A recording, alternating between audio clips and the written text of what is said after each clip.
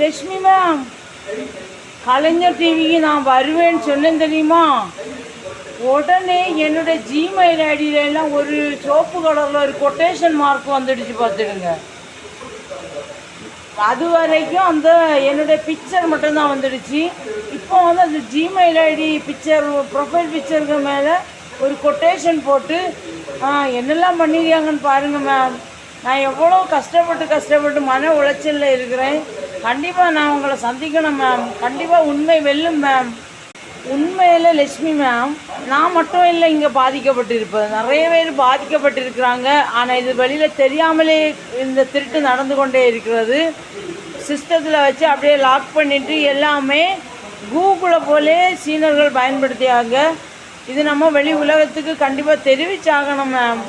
அப்போ தான் மேம் நிறைய கூகுள் போன்ற பெரிய நிறுவனங்கள் வந்து கூகுள் தெரிக்கும் நிறைய நிறுவனங்கள்லேருந்து வேலையில் இப்போ மக்கள் சந்திக்கிறாங்க. அதை வந்து நம்ம ஈடுகட்டணும்னு சொன்னால் கண்டிப்பாக இந்த மேட்ரு வந்து வெளியில் எல்லா மக்களுக்கும் தெரிஞ்சுதாங்க மேம் ஆக வேண்டும்.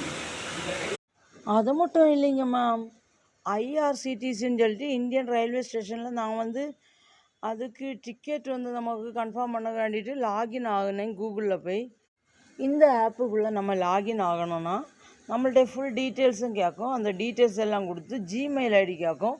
அந்த ஜிமெயில் ஐடிக்கு வந்து ஓடிபி அனுப்புவாங்க. அப்போ தான் அவங்க சொன்னாங்க இது வந்து சிஸ்டத்தில் வந்து செட்டிங்கில் இருக்குது இந்த ஜிமெயில் ஐடி, ஓடிபி அனுப்ப முடியாதுன்னு சொன்னாங்க. அதுக்கப்புறம் தான் நான் ரொம்ப செக் பண்ண தொடங்கின பின்னாடி தான் இதை பற்றி நான் சொன்னேன் தெரியுமா? காலையில் கலைஞர் டிவிக்கு நான் வந்து வரணும்னு உண்மையை வெல்லும் மேம்னு சொன்னனோ. அப்புறமா இது வந்து என்னுடைய ப்ரொஃபைல் ஃபோட்டோயிலெல்லாம் quotation mark, red colour quotation mark வந்துடுச்சு.